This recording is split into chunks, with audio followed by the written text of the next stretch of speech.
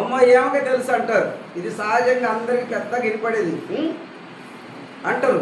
అలాంటప్పుడు ఇంకెందుకు ఇవన్నీ ఎందుకు అనాలే, వాళ్ళతో నేను కూడా వాళ్ళు చేసి నేను చేస్తే కూడా సరిపోద్దనే ఆలోచనలో కొంతమంది ఉంటారు. అయితే ఈ మాట నీ విషయంలో ఫెయిల్ అయిపోద్ది. అన్నీ చేయదగినవి కావన్న దగ్గర నువ్వు ఫెయిల్ అవుతావు, నువ్వు పడిపోతావు. నువ్వు దేవుని సన్నిధికి వచ్చిపోవచ్చు అంతవరకే. దేవుని చిత్త ప్రకారం మాత్రం నీ జీవితం కొనసాగదు, నీ పట్ల దేవుని చిత్తం నెరవేరదు. దేవుని చిత్తం జరిగించే వాళ్ళే పరలోకమందు చేరతారు. మనకు యోహాను మొదటి పత్రిక 2వ అధ్యాయము 17వ వచనానికి లాస్ట్ 2వ లైన్లో ఉంటుంది, దేవుని చిత్తం జరిగించేవాడు నిరంతరము నిలుసునని. నువ్వు ఎక్కడ జరిగిస్తున్నావు దేవుని చిత్తం? జరిగించకుండా దేవుని రాజుని ఎడజేరుతావు. యేసుప్రభువు వారు ఖచ్చితంగా చెప్పాడు, పరలోకమందున్న నా తండ్రి చిత్తము చేయువాడే పరలోకమందు చేరతాడు. అర్థమైందా? దేవుని చిత్తం జరిగించేవాడు నిరంతరం నిలుస్తాడు. ఇది గుర్తుపెట్టుకో. కాబట్టి మనం చూసిన మాట ప్రకారంగా క్రీస్తు అవయవము తీసుకొని వేసి యొక్క అవయముగా చేయుదునా, అది ఎంత మాత్రము తగదు. అయితే మనం ఏం చేస్తున్నాము? తగినట్టుగా చేసుకుంటాం. ఏదైతే మన జీవితానికి తగదో, ఏదైతే మన జీవితానికి సరికాదో దాన్ని మనం ఏం చేస్తుంటాం? అంటే తగినట్టుగా చేసుకుంటాం, మన వరకు మనం మలుచుకుంటాం. బైబిల్ చెబుతుంది అది ఎంత మాత్రము తగదు. ఆ తర్వాత మనం చూసిన భాగంలో ఏం రాస్తాడంటే 17వ వచనంలో, అటువలే ప్రభువుతో కలుసుకున్నవాడు ఆయనతో ఏకాత్మై ఉన్నాడు. ఏ నిర్ణయం చేసుకుంటే ప్రభువుతో కలుసుకున్నవాడు ఆయనతో ఏకాత్మై ఉన్నాడు. ఈ విషయాన్ని జాగ్రత్తగా ఎల్లప్పుడూ మనం గుర్తిస్తూ ముందుకెళ్లాల్సి ఉందిగా ప్రభు పేరు మనవి చేస్తున్నాను. ఆ తర్వాత 19లో చెప్పాడు, మీ దేహము దేవుని వలన మీకు అనుగ్రహింపబడి మీలో ఉన్న పరిశుద్ధాత్మక ఆలయమైనదని మీరు ఎరుగరా. మీ దేహము దేవుని వలన మీకు అనుగ్రహింపబడింది అని గుర్తుపెట్టుకోండి. మన దేహం దేవుని వల్ల మనకు ఇవ్వబడింది. కాబట్టి దేవుడు ఆయన దగ్గర మనం అందరం చూసాం, ఆయన దగ్గర పాపానికి ఎంత మాత్రం స్థలము లేదు కదా. చదవండి ఆ మాట, కీర్తనలు 5:4 వచ్చిన 4:5-2 చదవండి. నీవు దుష్టత్వమును చూసి ఆనందించే దేవుడు కాదు, చెడుతనానికి నీ యొద్ద చోటు లేదు. డాంబికులు నీ సన్నిధిని నిలవలేదు. పాపము చేయవారందరూ నీకు అసహ్యులు. మరి ఈ 4 మాటల్లో మనం 2 వచనాలు చదువుకున్నాం కదా. ఈ 2 వచనాల్లో 4 లైన్లు ఉన్నాయి. ఈ 4 లైన్లలో మనం ఏం కలిగి ఉన్నాం అంటే దేన్ని విసర్జించాం? ఆయన దుష్టత్వాన్ని చూసి ఆనందించేవాడు. ఎప్పుడు ఆనందిస్తాడు? ఆయన పిల్లలమైన మనము సత్యమును అనుసరించినప్పుడు ఆయన సంతోషిస్తాడు. అర్థమైందా? దుష్టత్వాన్ని చూసి ఆయన సంతోషపడేవాడు కాడు, సత్యాన్ని చూసి సంతోషిస్తాడు. తర్వాత మరి అక్కడ రాయబడింది, ఆయన డాంబికులు ఆయన సన్నిధిలో. ఎవరు డాంబికులు? ఎవరు? మార్పు లేనప్పుడు ఇంక అందరిలో అదే కదా ఉండేది, ఇంకేముంటుంది? మార్పు లేని వారు అందరిలో అదే ఉంటుంది. ఒకవేళ మతంలో ఉండొచ్చు, కులంలో ఉండొచ్చు, పేరు కలిగి ఉండొచ్చు, ఆదివారం వచ్చిపోవచ్చు. అర్థమైందా? మార్పు లేకపోతే ప్రతి మనిషి కలిగి ఉన్నది అదే. ఏంటది? అర్థమవుతుందా? మరి ఇలాంటి దానికి దేవుని సన్నిధిలో అవకాశం లేదు. కొరింథీయులు చెప్పాడు, దేవుని పిల్లలంట ఎన్నడూ కూడా డంబంగా ప్రవర్తించాలంట. అంటే వారి దగ్గర దీనత్వం ఉంటుంది, వారి దగ్గర వినయ విధేయతలు ఉంటుంది, వారి దగ్గర మంచితనం ఉంటుంది. వారి జీవితంలో ఎప్పుడు కూడా డంబాన్ని కలిగి ఉండరంట. డంబం అంటే తెలిసినా అమ్మా? డంబం అంటే తెలిసినా? చేరున్నోళ్ళు, ఇక్కడ కూర్చున్నోళ్ళు, వచ్చిపోయేవాళ్ళు, ఏమి లేకపోయినా కూడా ఏముండదు. ఏమి లేకపోయినా కూడా మళ్ళీ కొన్నిసార్లు కొంతమంది ఎదుటి వాళ్ళకి తగ్గకూడదని ఏం చేస్తారు? అది అక్కడి నుంచి వస్తున్నాయి మాటలు. ఏంటంట? ఏమి లేకపోయినా కూడా నేనెందుకు తగ్గాలా ఎదురు వాళ్ళకి? అంటే కొంచెం కనపడాలి. ఇది కూడా డంబమే, ఇది కూడా డంబమే. ప్రభునందు ప్రియమైన వాళ్ళారా, ఈరోజు ప్రియమైన వాళ్ళారా నేను దాదాపు చెప్పను, ఈరోజు చెప్తున్నాను. రాబోయే రోజుల్లో ఈ ఎలితి మనల్ని ఎవరిలో లేకుండా చూసుకోండి. ఈ కొత్త ఈ కొదువ అర్థమైందా? ఇది మన మీద ఎవరి మీద ఆక్షేపణ చేయకూడదు. ఇదిగో ఫలానా నువ్వు ఇలా అని. దేవుని పిల్లల యొక్క ప్రత్యేకత మనం కలిగి ఉండకపోతే ఇంకెప్పుడు కలిగి ఉందాం? దేవుని పిల్లల ప్రత్యేకత ఎప్పుడు కలిగి ఉందాం చెప్పండి? లోకానుసారంగానే బ్రతుకుతూ ఉంటుంది. దేవుని పిల్లల ప్రత్యేకత ఎక్కడి నుంచి వస్తుంది? నువ్వు వినే వాక్యం చేత నిన్ను నువ్వేం చేసుకోవాలా? సరి చేసుకోవాలా, చక్క చేసుకోవాలా. మనకు తెలుసు కదా, నా తాలెంటుకలని మాట చెప్పుకుంటా. కీర్తన 17 4 వచ్చిన 2 లైను. నా తాలెంటుకలని సార్లు చెప్పుకుంటా ఈ 25 ఏళ్లలో ఈ గాయమరి పల్లెడు. అర్థమైందా? ఏముంది అక్కడ? 25 ఎందుకని 28 ఉంటాయి. 17 అధ్యాయానికి 4 వచ్చిన 2 లైన్ ఏముంది? ఏంది అనుమానాలు? ఏంది ఏందమ్మా నేను చెప్పిన? అంటే 25 అనేది ఏమన్నా లెక్కలు ఏమైనా తక్కువ వచ్చినాయని నేను అనుకుంటున్నాను. దేవుని మాట ద్వారా మనల్ని మనం ఏం చేయాలంట? కాపాడుకోవాలంట. కాపాడుకోవడం అంటే ఏంది? ఇప్పుడు దాకా చెప్తున్నా అదేనా లేదా మరి ఇంకోటి? ఒకవేళ మీరు ఏదైనా చెప్పండి, ఒకవేళ అవకాశం ఉంటే. అది ఇంకోటికేనైతే నీ నోటి మాటను బట్టి నన్ను నేను కాపాడుకుంటున్నాను. కాపాడుకోవాలి. కాపాడమని ప్రార్థన చేయకండి. కాపాడు అని ప్రార్థన చేయొద్దు. అది సేవకుడు ఒక్కడు చేయొచ్చు. ఏది? అయ్యా ఈ సంఘానికి జ్ఞాపకం చేసుకో, ఈ సంఘానికి కాపుదలను దయచేయని సేవకుడు చేస్తాడు. మీరు ప్రార్థన చేస్తే ఇంటికి వెళ్ళి మామూలుగా ఉంటుంది. మిమ్మల్ని మీరు కాపాడుకోలేకుండా ఈ ప్రార్థన మీరు చేయడము అది నేరంగా ఉంటుంది. మీరు నాకు ఇచ్చిన సంఘానికి జ్ఞాపకం చేసుకో, మీ కాపుదల దయచేయని సేవకుడు చేస్తాడు. సేవకుడు ఆశీర్వదించే టైంలో ఆశీర్వాదంలో చేస్తాడు ఈ మాటలు కొన్ని. మనం ఏ చేయాలనో ఏ చేయకూడదో తెలియకుండా అన్నీ చేసేది మందిరంలో. ఇంటికి పోయిన తర్వాత ఒక్కటి కూడా పట్టించుకోము. ప్రయోజనం ఇంకేం? ఎలా ప్రయోజనం దొరుకుతుంది? ప్రయోజనం ఎలా? వాక్యం చెబుతుంది, నీ నోటి మాటను బట్టి నన్ను నేను కాపాడుకుంటున్నాను. ఇప్పుడు మనం ఎక్కడి నుంచి వచ్చామో తెలిసినా ఏమీ లేకపోయినా కూడా ఎవరికి కూడా తక్కువ కాకూడదని, తక్కువగా కనపడకూడదని. ఒకవేళ ఏడు తక్కువ కనపడకపోతారేమో అక్కడ మాత్రం తక్కువ అవుతారు. ఆడ తక్కువ కాకూడదు, ఇక్కడ తక్కువ కాకుండాల్సింది. ఆయన దగ్గర తక్కువ కాకూడదు, ఆయన దగ్గర ఎలితి కాకూడదు. నువ్వు నిలబడ్డప్పుడు నీ సంఖ్యలో ఇక్కడ ఎలితైనా పర్వాలేదు, గుర్తుపెట్టుకోండి. అర్థమైందా? ఇక్కడ ఎలితైనా పర్వాలేదు, అక్కడ మాత్రం ఎలితి కాకూడదు. అది ఈ ప్రయాసం అంతా కూడా. ఈ ప్రయాసం అంతా అది అక్కడ మనం ఎత్తి కాకూడదు, అది గుర్తుపెట్టుకోండి. ఏం రాశాడు? మీ దేహము దేవుని వల్ల మీకు అనుగ్రహింపబడి మీలో ఉన్న పరిశుద్ధాత్మకు ఆలయమైనదని మీరు ఎరుగరా. మరి ఆయన మనలో ఉన్నప్పుడు మన అవయవాలన్నీ కూడా ఆయన ఆలోచన ప్రకారం కొనసాగాలి. మన అవయవాలు ఆయన ఉద్దేశ ప్రకారంగా చూసినా మనం ఏం చూడాలా? మన చూపు పవిత్రంగా ఉండాలి. సౌల్లాగా సౌలు ఏ చూపు చూశాడు తెలుసుగా? విషం చూపులు పక్క వారి గురించో వాళ్ళ గురించి వీళ్ళ గురించో దోవనబోయేల గురించో మనం చూడకూడదు. మత్తయి సువార్త 5:22లో కూడా ఒకటి ఉంది, మోహపు చూపు అని. తర్వాత ఇంకా కొన్ని స్థలాల్లో దొంగ చూపు అని కదా ఉన్నాయి. చూపులు చాలా చూపులు ఉన్నాయి. మనం ఏ చూపు చూడాలంటే యేసు ప్రభు ఏ చూపు చూశాడో మంచి చూపు, పవిత్రమైన చూపు. మనం కూడా అదే చూపు చూడాల్సి ఉంది. అప్పుడు మన కళ్ళు బాగుంటాయి. అర్థమైందా? అప్పుడు మన కళ్ళు బాగుంటాయి.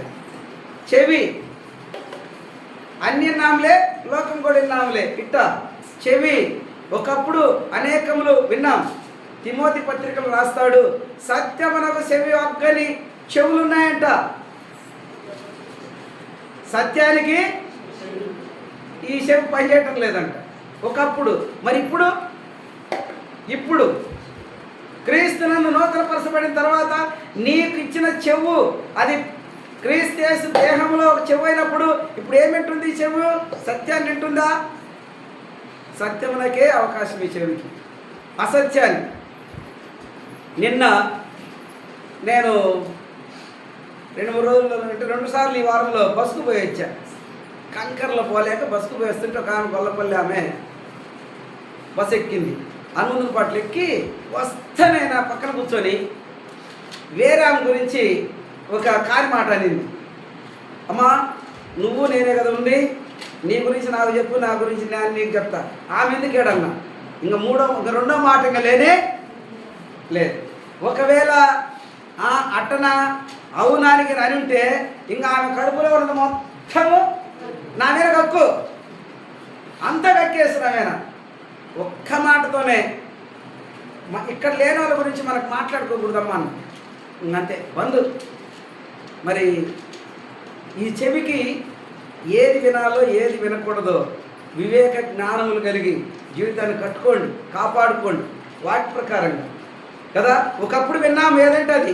ఇప్పుడు ఇంక ఈ చెవి క్రీస్తు అవయవములలో ఒక అవయవం కనుక ఈ చెవికి చాలా పద్ధతి క్రమమైన మాటలు వినడానికి ఉండాలి. సత్యానికి మాత్రమే చెవి ఇవ్వాలి, కానీ అసత్యానికి నువ్వు ఎన్నడు చెవి ఇవ్వకూడదు. వ్యర్థమైనటువంటి చెవి ఇవ్వకూడదు. పనికి మాలిన మాటలకు చెవి ఇవ్వకూడదు. కొండేళ్ళకు చెవి వినకూడదు. గుర్తుపెట్టుకోండి ఈ చెవి. సరే నోరుందా? ఇంకా నోరు కాసుకోవాలంటే మామూలైన పని కాదు. ఈ నోటిని నాలుకను చాలా, మాకు వాక్యం చదువుతున్న సేవకుడు ఒకసారి పటేల్ అని, ఆయన రాలేదు, మిగతా 4-5 వచ్చారు మన ఆంధ్రాకి. ఆయన ఒక మాట చెప్పాడు ఒకరోజు, ఈ నాలుకను కంట్రోల్ చేయడానికంట దేవుడు ఇనపగోడను పెట్టాడంట. ఇనపగోడను పెడితే కూడా ఈ నాలుక ఊరుకోదంట, మామూలుగా ఉంటుందంట. ఇనపగోడను పెట్టాడంట దాన్ని కంట్రోల్ చేయడానికి. కానీ యాకోబు పత్రికలో యాకోబు చెప్పాడు, నాలుకను ఏ నరుడు సాధువు చేయలేడు. ఏ నరుడు సాధువు చేయలేడు. అయితే ఒక్కడే సాధువు చేయగలడు. ఎవరు? చదవండి యాకోబు 1:26. యాకోబు 1:26. సాధువు చేయగలది ఎవరు చేయగలరో, ఎవరు శక్తివంతుడో నాలుకను కంట్రోల్ చేయడానికి అక్కడ రాస్తాడు. ఎవడైనను నోటికి కళ్ళెం పెట్టుకొనక తన హృదయంలో మోసపరుచుకొనుచు భక్తి గలవాడనని అనుకున్న ఎడల అది మరి అక్కడ నాలుగు కంట్రోల్ లేదు. అక్కడ నోటికి కళ్ళెం ఉండాలంటే, కళ్ళెం అంటే వాక్యమే. ఆ కళ్యాణి గురించి చెప్పాడు మన పితరుడు దావీదు మహారాజు 39వ కీర్తనలో, నీ ఎదుట నేను పాపము చేయకుండానట్లు నా నోటికి చిక్కము ఉంచుకున్నాను. అది వాక్యమే ప్రతి నోటిని చక్కపరచగలదు. వాక్యమే ఉంచుకున్నాను అన్నాడా, లేకపోతే నువ్వు వచ్చి ఉంచమంటున్నాడా? గుర్తుపెట్టుకోండి. అప్పుడు ప్రతి సమయంలో నువ్వు నేను మనందరం కూడా ఎరగాల్సిన సత్యం ఏంటంటే 139వ కీర్తన 1-2లో ఉంటుంది, 4వ వచనంలో ఉంటుంది. 139వ కీర్తన 1-2లో ఏముంటుందంటే, ఆ 1-2 చదవండి, తర్వాత 4 చదవండి. యెహోవా అర్థమవుతుందా? మీరు ఎక్కడ కూర్చుంటారో, ఒకవేళ మీ ఇంట్లో చూడకపోవచ్చు, సంఘం చూడకపోవచ్చు, లేకపోతే సేవకుడు కూడా చూడకపోవచ్చు. సేవకుడు కదా ఆదివారం కనపడదు, మిగతా కనపడతాడు. అర్థమవుతుందా? ఒకటి గుర్తుపెట్టుకోండి, ఎవరైతే విమోచింపబడ్డారో, ఎవరైతే దేవుని కొరకు జీవించడానికి సిద్ధపడినారో, ఎవరైతే ఎవరి దేహము క్రీస్తు అవయములై ఉన్నాయో వారు ఎరగాల్సిన సత్యం ఏంటంటే, చదువు మళ్ళా, నేను కూర్చుండుట నేను లేచుట నీకు. ఎక్కడ కూర్చున్నా ఎక్కడ లేచినా కదా ఆయన చూస్తున్నా. 51వ కీర్తనలు అంటాడు, 50 కీర్తనలు అంటాడు, నీవు కూర్చుండి నీ తల్లి కుమారుని మీద అపనిందలేస్తున్నావు. నువ్వు కూర్చుంటావు, ఇంకోరు నీతో కూర్చుంటారు, మీరిద్దరి గురించి మాట్లాడరు. దేవుని వాక్యం మీ దగ్గర ఉండదు, మీరిద్దరు కలిసి ఇంకొకరిని తీసుకుంటారు. జరిగేది ఏంది అది? గుర్తుపెట్టుకోండి, నువ్వు ఎక్కడికి వెళ్ళినా నీ విమోచకుడు, నిన్ను రక్షించినవాడు, నీ రక్షణకర్త నీ ఎనికిడుతున్నాడు. ఎవరు చూడకపోవచ్చు ఒకవేళ భూమి మీద, ఆయన మాత్రం చూస్తున్నాడు. నువ్వు ఎక్కడేం చేస్తున్నావు, నువ్వు కూర్చొని మాట్లాడేది ఏం మాట్లాడుతున్నావు అన్నీ ఆయన వింటున్నాడు. అర్థమైందా? నీ మాటల సంగతి కూడా ఆయనకు తెలుసు. 4వ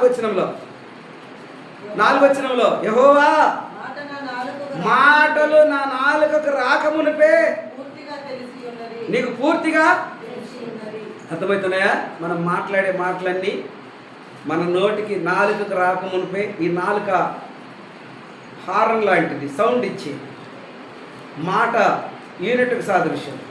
సౌండ్ ఇచ్చేది నాలుక, నాలుక ఉంటేనే సౌండ్ వచ్చేది. ఆ నాలుకే మాటలను వెదజల్లేది. ఆ నాలుక ద్వారానే మాటలు ఇతరులకు వినపడేది. నా నాలుకకు మాట రాక మునిపే నువ్వు దాన్ని గ్రహించున్నావు. మనం ఏం మాట్లాడుతున్నామో, మనం ఏం మాట్లాడాలనో ఆయనకు బాగా తెలుసు అంట. గ్రహించున్నావు అంటున్నాడు. గ్రహించిన దేవుడు. నువ్వు ఎక్కడున్నావో నిన్ను గ్రహించాడు. నువ్వు ఆయన గ్రహిస్తున్నావా? నువ్వు ఆయన గ్రహిస్తున్నావా? బయటంతో దేవుని సన్నిధిలోనే మనం ఎంత అనాలోచనగా ఉంటే ఇంకా బయట అసలు మన పరిస్థితి ఏంటి? మనకు ఆజ్ఞాపన ఏంది? బయట దేవుని సన్నిధిలో మనం ఇంత అనాలోచనగా, ఇంత అజాగ్రత్తగా ఉంటే బయట మనకు అసలు ఇంకా ఆజ్ఞాపన ఏంది? దేవుని సన్నిధికి వచ్చిన మనం ఎలా ఉన్నాం, ఏం చేస్తున్నాం? దేవుని సన్నిధికి వచ్చిన మన జీవితంలో మనము ఎంతవరకు దేవుని మాటల ప్రకారం జీవితం కొనసాగిస్తున్నాం? ఈ ఆలోచన ఏమైనా ఉందా? కాబట్టి లాస్ట్ వచ్చిన చెప్పి ఆ తర్వాత ముగిస్తాను. మనం చదువుకున్న మాటలు కొరింథీయులకు రాసిన పత్రిక 6వ అధ్యాయం 20వ వచనంలో మీరు మీ సొత్తు కారు. అర్థమైందా? మీరు మీ సొత్తు కారు. మీరు మీ సొత్తు కారు, విలువ పెట్టి కొనబడినవారు. అంటే మనల్ని ఎవరో కొనుక్కున్నారు. కొనబడిన వారంటే ఎక్కడి నుంచి కొనబడ్డామని తెలిసినా మా మాటలు ఇక్కడ వినండి. ఏంది పిల్లలు? ఇక్కడ తలకాయ, ఇక్కడ రావాలి, కళ్ళు బల్ల వైపు రావాలా, పక్క వెళ్ళకూడదు. అదొక అభ్యాసం చేస్తాడు సాతానుడు. విలువ పెట్టి కొనబడిన వారంటే, అమ్మా వింటున్నారా? విలువ పెట్టి కొనబడిన వారంటే, విలువ పెట్టి కొనటం అంటే ఎలా? ఏంది అసలు పరిస్థితి? కొనటం అంటే ముందు మనం ఎక్కడున్నా? యెషయా గ్రంథంలో ఉంది, మీరు మీ అపరాధముల చేత అమ్మబడితిరి అని. ఏందట? చదువుతారా? తీయండి. యెషయా గ్రంథం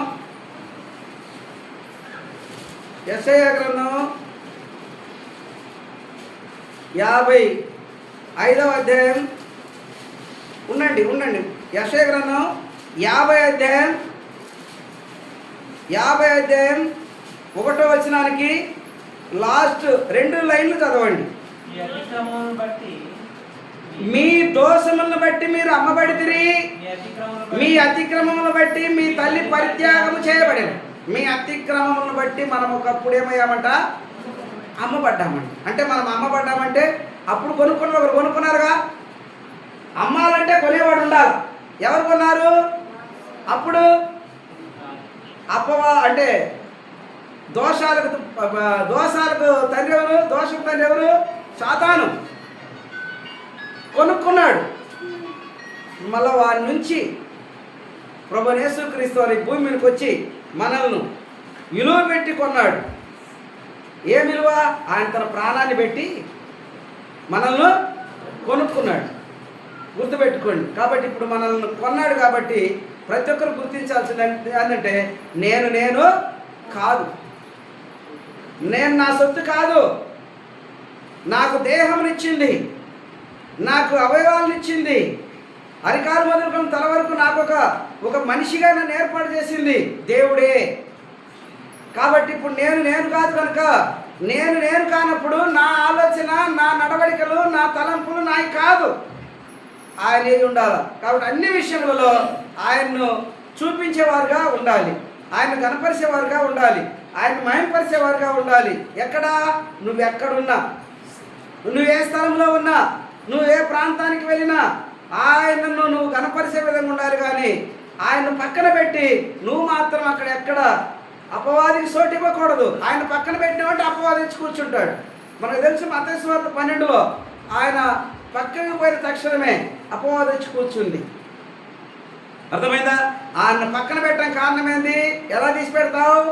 ఒక చిన్న మాట, అనకూడని మాట అనేసావు అనుకోనండి, ఆ దేవుని అవయవం అది అనకూడని మాట అందుగా ఆ మాట అనడం ద్వారా, ఆ చూపు చూసుడు ద్వారా, ఆ వినకూడని మాట వినడం ద్వారా, వెళ్ళకూడని స్థలం వినడం ద్వారా ఆయన పక్కన ఉంటాడు. అప్పుడు ఎవరు వస్తారు లోపలికి? అపవాది వచ్చి కూర్చుంటాడు. అర్థమైందా? అందుకని మనం ఎవరు ఎక్కడున్నా, ఏ స్థలంలో ఉన్నా దేవునికి మహిమ వచ్చే విధంగా ఒకటే గుర్తుపెట్టుకోండి, నేను కాదు, నన్ను నేను ఆయన సమర్పించుకున్నాను, నేను దేవుని వాడినే కానీ నేను లోకస్తుడిని కాదు, నేను కాదు అని గుర్తుపెట్టుకోవాలా. ఎక్కడున్నా, మీరు ఏ ప్రాంతంలో ఉన్నా దేవుడు మాత్రమే మీ ద్వారా మహిమ పొందాలి. దేవుని మహిమపరిచే విధంగానే మనందరం మన జీవితాలను కొనసాగాలని ప్రభు గారు మనవి చేస్తున్నాను. ఆ రీతిగా తెలియపరచబడింది కనుక ప్రతి విషయంలో ప్రతి ఒక్కరు కూడా ఈ రెండో సమయపు మాటలను జాగ్రత్తగా గుర్తించండి. ఎవరి గురించో లేదు, ఈ రెండో భాగం అంతా మన గురించి ఉంది. మనం చేయాల్సిన పని ఉంది. మనం ఎవరమో అర్థం చేసుకోవడానికి శక్తిని దేవుడు అడగండి, ఇస్తాడు దేవుడు. మనం ఎవరమో అర్థం చేసుకోవాలి మనల్ని. ఆ విషయాన్ని గుర్తిస్తూ ముందుకు సాగిపోవాలని ప్రభు పేర మనవి చేస్తున్నాను. దేవుడు తన సన్నిధి, తన తోడు మనందరికీ, ప్రతి కుటుంబానికి తోడై ఉండి నడిపించునుగాక. ఆమేన్.